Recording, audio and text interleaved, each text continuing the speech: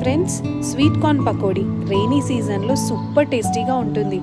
బయట దొరికే మార్కెట్లో స్వీట్ కార్న్ తెచ్చుకొని క్లీన్ చేసుకొని నైఫ్తో ఇలా కట్ చేసుకుంటే త్వరగా అయిపోతుంది, ఈజీగా విడిపోతాయి. వీటిని ఇలా విడదీయడం వల్ల అవి నూనెలో పేలడం అలాంటి రిస్క్ కూడా ఉండదు.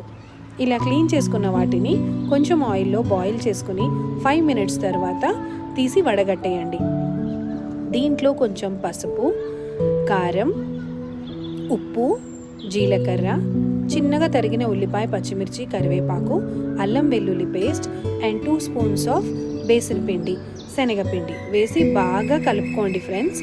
గట్టి పేస్ట్ అయ్యాక వాటిని నూనెలో బాగా ఫ్రై చేసుకోండి. అటు ఇటు తిప్పుకొని బాగా మగ్గిన తర్వాత మీడియం ఫ్లేమ్లో తీసి సర్వ్ చేసుకోండి. వేడి వేడి స్వీట్ కార్న్ పకోడీ అద్భుతమైన టేస్ట్తో సూపర్గా రెడీ అయిపోతుంది. మీరు ఎంజాయ్ చేయండి.